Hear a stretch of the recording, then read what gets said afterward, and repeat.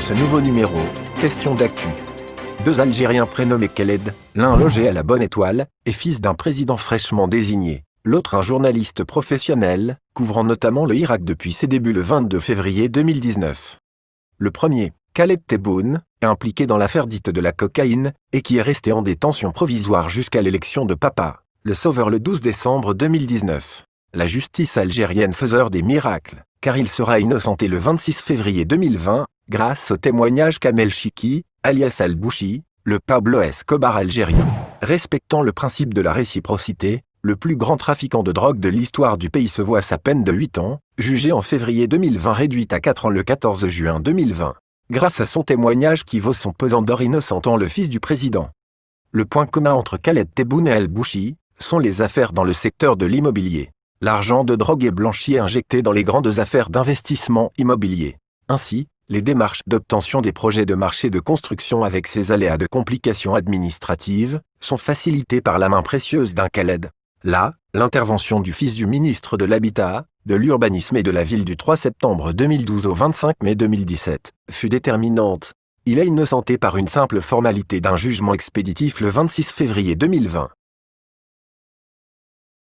Khaled Drareni vient d'être condamné à 3 ans de prison ferme pour atteinte à l'intégrité du territoire national, une accusation floue dont n'importe qui peut en être victime.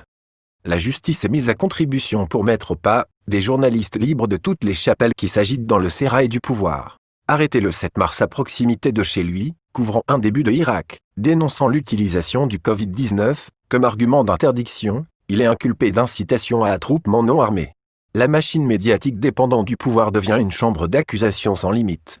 Ainsi, le ministre de la Communication, pourtant ancien journaliste, qualifie le 23 avril les journalistes emprisonnés de semeurs de discorde, la fitna qui menace l'intérêt national.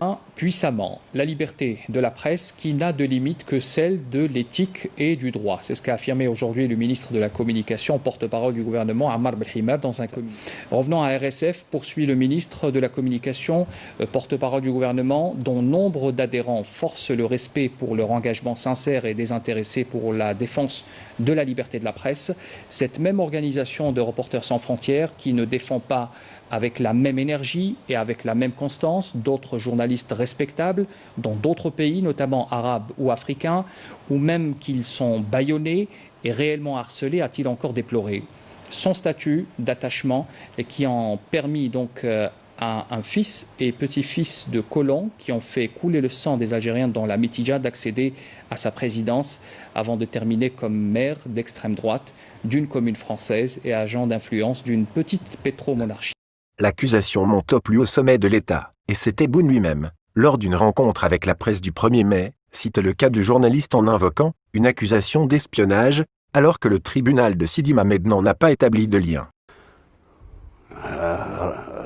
هادو RSF نعرفوهم وسبق لي وقلتها ونزيد نقولها منين الرئيس نتاعهم يدعي الديمقراطيه ويحركوهم غير لينا احنا ما يتحركوا حتى على واحد اخر. انا نعرف جدك ونعرف باك كانوا كولون في المتيجه دبحتوا الجزائريين، اليوم تجي دير لي الديمقراطيه وفي النهايه انتهى بك الامر مشيت رئيس بلديه نتاع حزب متطرف اللي يكره العرب ويكره كل شيء ويكره كاع الدنيا. المثال تاعي عندنا صحفيين اكفاء كما عندنا اطباء اكفاء وراكم نموذج منهم. سيب الحميسي معروف، طيب معروف، انا دبر بلوم اسمه سبحان الله ولا يصير في القطاع من اكبر الصحفيين تاعنا. سيب الحمر معروف. قلت نحارب بشراسه الكذب والتجريح والسب والشتم باش توصل نتايا باش دير حاجه فكاهيه تخلق لي مشاكل دبلوماسيه، هذه غير مقبوله هذه.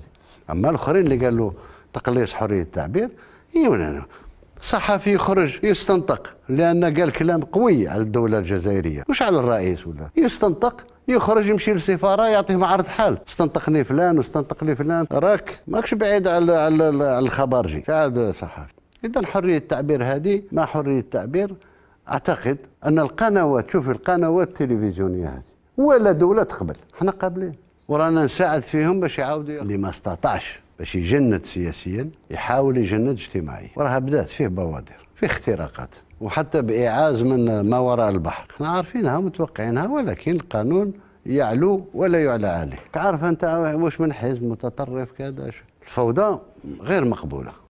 Tebboune s'érige en juge suprême, violant les principes constitutionnellement reconnus de la présomption d'innocence, de la séparation des pouvoirs, d'atteinte au secret d'instruction, et mise sous pression des juges. Ces jugements préétablis fut un message, faire du Kadrarni, un exemple pour tout esprit libre contrevenant à la politique de la nouvelle Algérie dont le nombre de journalistes emprisonnés ne cesse d'augmenter. L'Algérie perd 27 places dans le classement mondial de liberté de la presse en occupant la 146e place sur 180. La situation devient de plus en plus inquiétante.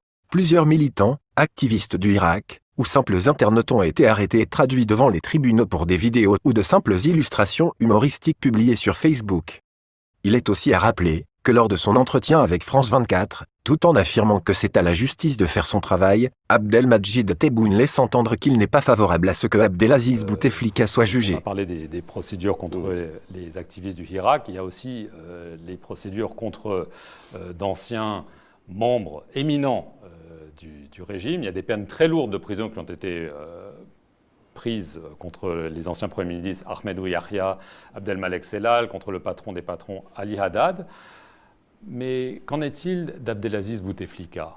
Ces premiers ministres ont affirmé qu'il devrait être entendu comme témoin. D'autres aimeraient bien qu'il soit jugé. Quelle est votre opinion là-dessus? Je pense que la justice s'est prononcée. Pas contre lui? Non, contre lui. Si la justice le demande, c'est son affaire. Mais pour le moment, il n'en est pas question. Les faits avérés ne sont ni politiques, ni qui tiennent à des instructions quelconques. C'est l'exécution. C'est ce que les premiers ministres ont dit. Oui, ils ont dit que tous les ordres venaient de lui. Oui, mais l'exécution des ordres. Je peux vous donner un ordre de faire passer rapidement sur le marché, mais vous en profiterez pour en abuser. Donc vous n'êtes pas favorable à ce qu'il soit jugé. Vous avez été son Premier ministre, brièvement. Aujourd'hui, plusieurs organisations non gouvernementales de défense des droits humains, dont Amnesty International, ont exhorté les autorités algériennes à libérer le journaliste Khaled Drareni en détention depuis fin mars, et à mettre fin au harcèlement ciblé des médias indépendants. Voilà pour ce numéro de Questions d'actu. Merci de votre attention et bonne journée.